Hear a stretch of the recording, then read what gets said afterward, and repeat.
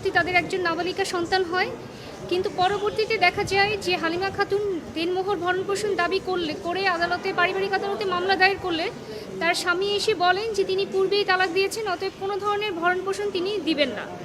এবং পরবর্তীতে তার হাজবেন্ড একটা নতুন করে মামলা দায়ের করেন যে যেহেতু তিনি পূর্বেই তালাক দিয়েছেন বলে দাবি করছেন, অতএব কোনো ধরনের ভরণপোষণ হালিমা খাতুন তার নিজের বা তার নাবালিকা কন্যার কোনো ধরনের ভরণপোষণ পাবেন না। নাবালিকা কন্যা যেহেতু বর্তমানে মায়ের কাছে আছেন, মাই তার সম্পূর্ণ ভরণপোষণ দিচ্ছে। পরবর্তীতে তিনি যে এক্সিকিউশন স্যুট অর্থাৎ নিম্ন আদালত বলেছে যে না, তাকে ভরণপোষণ দিতে হবে এবং তার মেয়েকেও ভরণপোষণ দিতে হবে, সেটার যে এক্সিকিউশন স্যুট সেটা তিনি স্টে করার জন্য আবেদন করেন।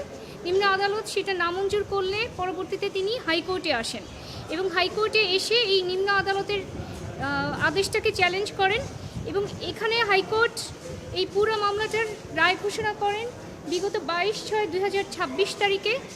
এবং এই রায় হাইকোর্ট বলেন যে শুধুমাত্র নতুন একটা মামলা দায়ের করার মানেই এটা নয় যে পূর্বে মামলায় প্রদত্ত চূড়ান্ত ডিক্রির বাস্তবায়ন বন্ধ করা যাবে।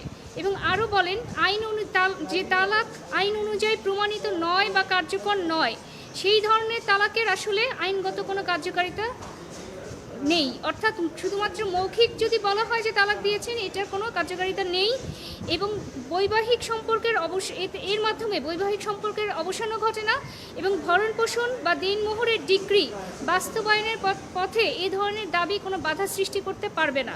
আদালত আরও স্পষ্ট করেছেন যে ফ্যামিলি কোর্ট বিবাহ, তালাক, দেনমোহর, ভরণপোষণ এবং বৈবাহিক অধিকার বিরোধ নিষ্পত্তির একমাত্র এখতিয়ার ফ্যামিলি কোর্টের। অন্য কোনো আদালত এই বিষয় নিয়ে সিদ্ধান্ত নিতে পারবে না।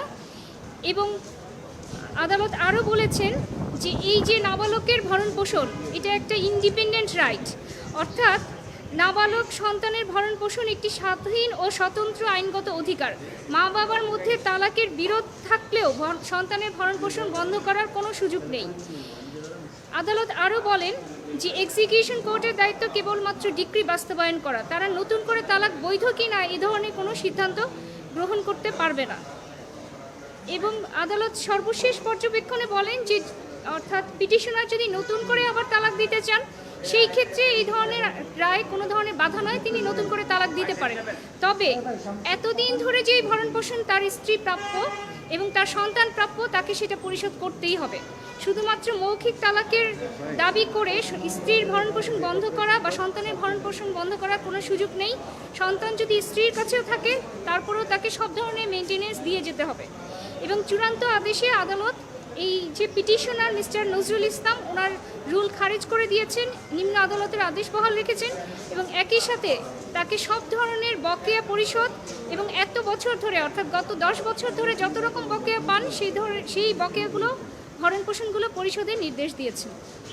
এবং আমরা মনে করি যে এই ধরনের রায় অর্থাৎ যে তালাকের কার্যকারিতার বিষয়ে এবং নাবালকের ভরণপোষণ যে আলাদা একটা ইন্ডিপেন্ডেন্ট রাইট, যেটা বাবা মার তালাক বা সম্পর্ক থাকা না থাকার উপর ডিপেন্ড করে না, সেই ধরনের নিষ্পত্তির ক্ষেত্রে এটি একটি আদালতের যুগান্তকারী রায় হয়েছে বলে আমরা মনে করি।